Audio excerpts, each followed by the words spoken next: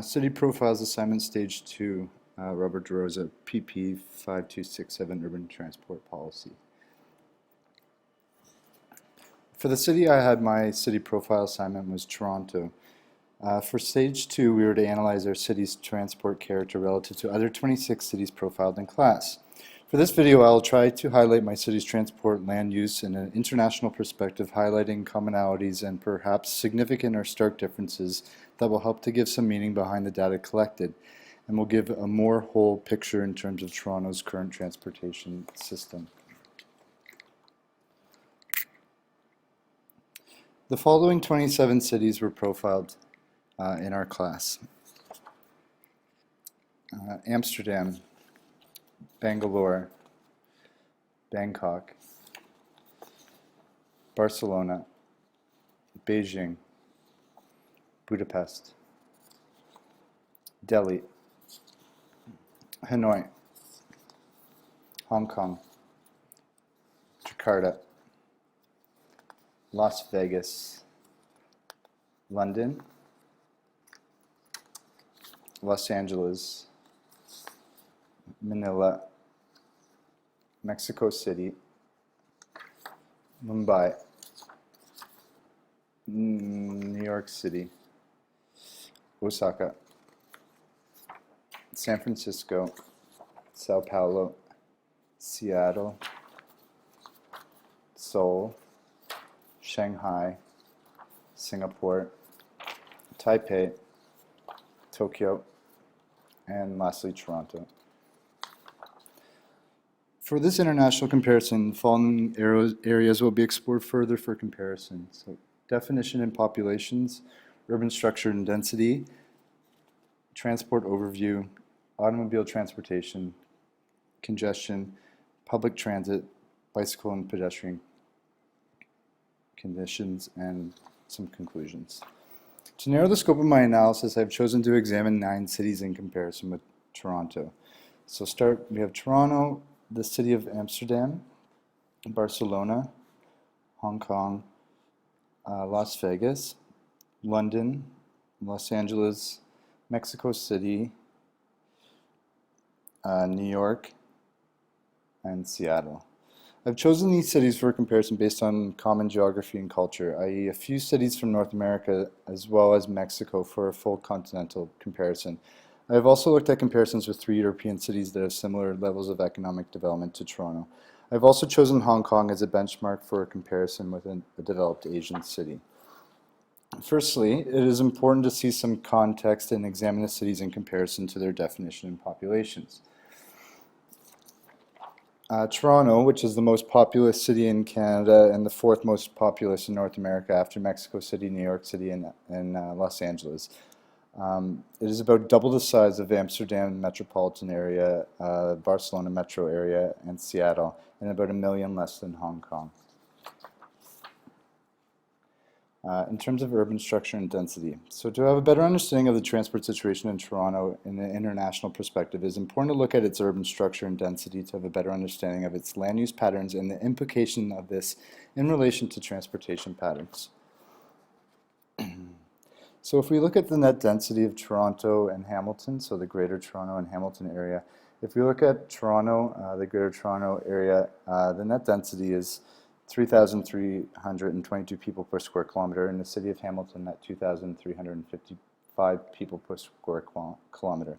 If we look at Toronto in terms of the city itself, or the inner city, it's 8,738 people per square kilometer, and in Hamilton it's 6,479 people per square kilometer. To reveal the meaning behind these numbers, it is useful to compare these net densities with those of the other cities I have selected for comparison. So here we have a range of the cities here in terms of their net densities. As we can see, we have cities like Hong Kong that have really high density, but then we have other cities like Seattle which have quite low. So if we take a look again at the net density for Toronto, Hamilton, and Toronto inner city and Hamilton inner city, we can actually see that the Greater Toronto-Hamilton area has a surprisingly relatively high density in comparison to cities from North America, withholding New York City. Although Toronto has less than half the population of Los Angeles, its population is settled more densely. However, in comparison to other cities in Europe and Hong Kong, for example, its population is considerably more dispersed. Examining such numbers can help us to look at land use patterns and can be revealing in terms of transportation use and modes throughout these cities. Next, we will have a look at an overview of transportation modes and indicators which will help us to get a clearer picture of the transportation situation in Toronto in an international comparison.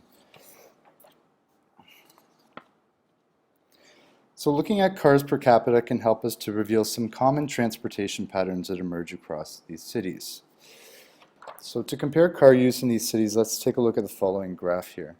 As we can see, firstly, in comparing Toronto and Hamilton, car use is significantly higher in Hamilton than Toronto. Much of this has to do with less than adequate public transportation provisions in Hamilton compared with that in Toronto.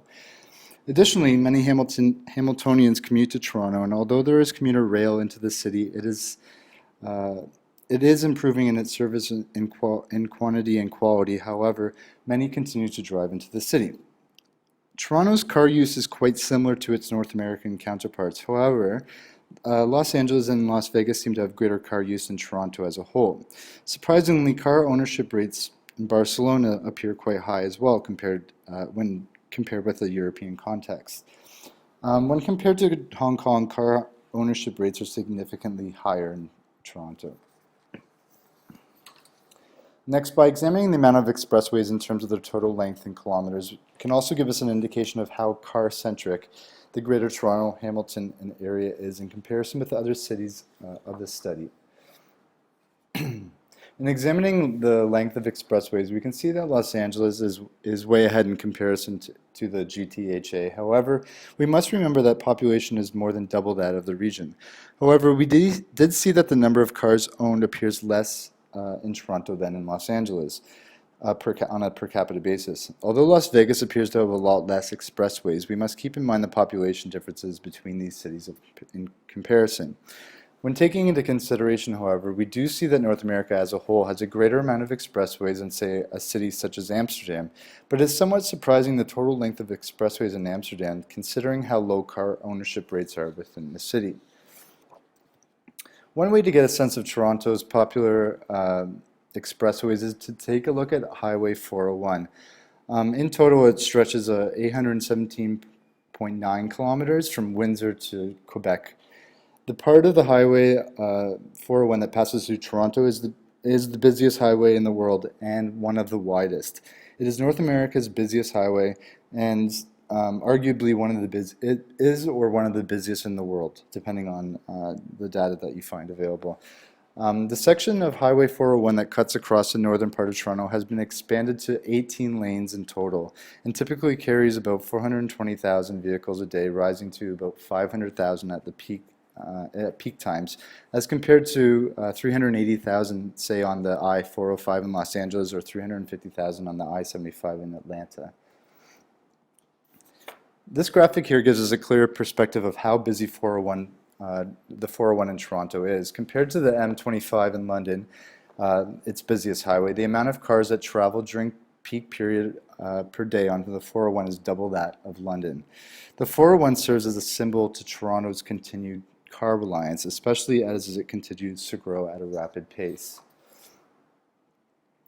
Next, to gain a clearer image of Toronto in terms of its mass transit and how it stacks up against cities in an international perspective, we can examine the total amount of mass transit right-of-way A in kilometers to compare. In comparison with the 9 other cities, Toronto's mass transit right-of-way A is alarmingly low, which should not be a surprise after taking a look at the previous photographs of the 401 and looking at the numbers. In relation to its population, rapid mass transit in terms of right-of-way A transit is only 77 kilometers of subway and light rail lines in total. When compared to New York, which has 685 kilometers, although there is a clear population differential, we can see that rapid transit is clearly lacking in the city. This is seen as the GTHA's region's greatest obstacle at the moment. However, with the establishment of Metrolinx, a Crown transportation agency for the region, and promises of billion-dollar funding from the province within the next decades, significant improvements are arguably on the horizon.